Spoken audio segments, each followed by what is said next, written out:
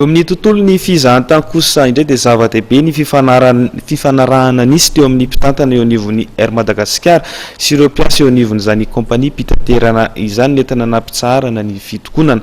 Na dia izany aza dia sarotra ny hanavitra ny haute saison na ny fotoana mahabetsaka mpizahantany raha ny hevitry ny filohan'ny ONTM.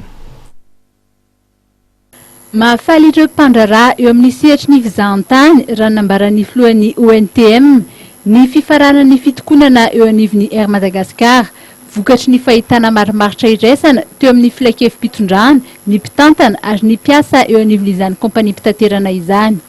Ny herinandro lasa teo, nanao antsoavy ireo fivondronan'ny mpandraraha eo amin'ny sehatry ny fizahantany manoloana ny vona izay nateraky ny fitokonana. Eny amin'ny faritra, mahatratra 50 hatramin'ny 80 isan-jato ny faty antoka. Naharitra 70 andro teo ny fitokonana ary manodidina ny 530 isan-jato ny sidina anatiny ihany no tanteraka tao anatin'izay vanim-potoana izay. Ny farana ankehitriny ny fitokonana, tsy avy hatrany dia iverina amin'ny laony anefa ny sidina raha nambaran'ny filohan'ny ONTM ity, fa tsy maintsy misy ny fanamariana ara-teknika ataon'ireo teknisianina amin'ireo fiaramanidina.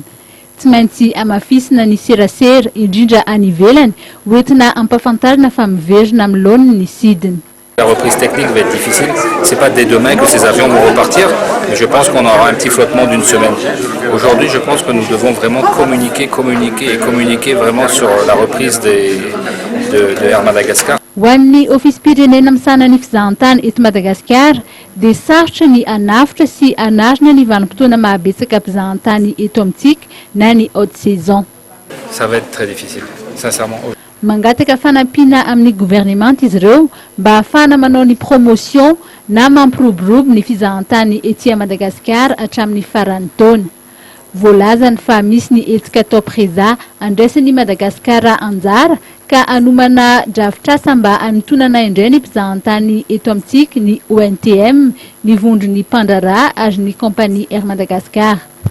Ao anatin'ny volavolan-dalàna amin'ny feny teti-bolam-panjakana fanitsiny ho an'ity taona 2024 ity, dia naverina ny fepetra mikasika ny fandoavan'ireo vahiny miditra eto amintsika ny visa de séjour izay mitetina 9 ariary ohatra ho an'ny fivanianana hatramin'ny 2 volana, fepetra izay nifoanana ny taona 2024 mba hisintomana ireo mpizahantany vahiny.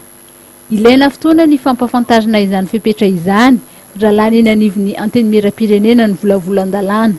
Ny mpandraraha eo amin'ny sehatry ny fizahantany manokana dia mangataka mba tsy ampiarana raha tsy amin'ny fiandohan'ny taona 2024 izany.